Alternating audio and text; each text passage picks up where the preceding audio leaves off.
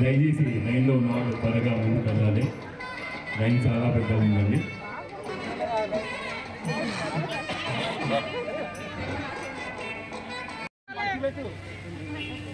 వంటశాల వద్దా, community hall వద్దా, మళ్ళీ కొనాలంటే ఉన్నాడుగా స్వామి, ఉన్నాడుగా పెద్ద స్వామి.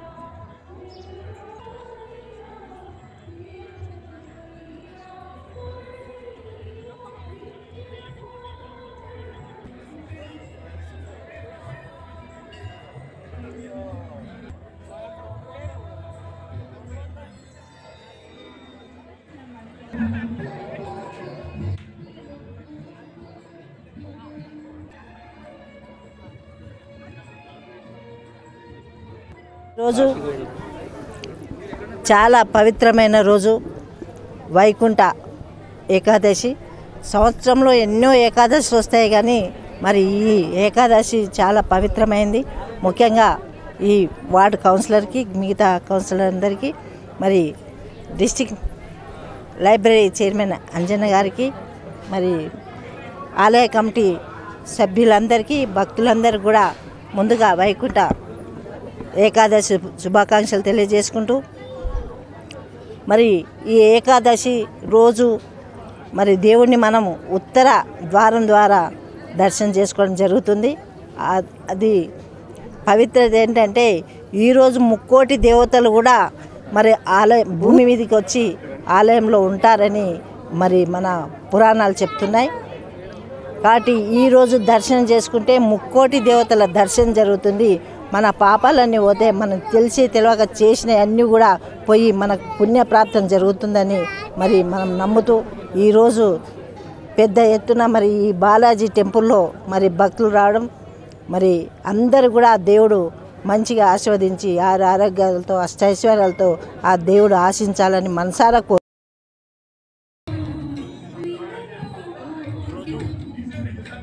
వైకుంఠ ఏకాదశి సందర్భంగా మన బాలాజీ టెంపుల్లో భక్తాదులందరూ ఈరోజు దేవాలయాన్ని చేయడము చాలా సంతోషకరమైన విషయము.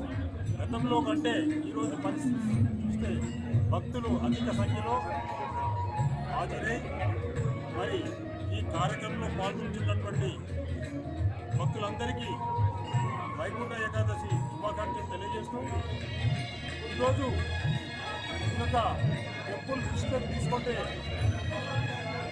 దినాభివృద్ధి చెందుతూ ఈ యొక్క వెంకటేశ్వర ఆలయము మరి అందరి సహకారంతో టెంపుల్ కమిటీ కానీ లోకల్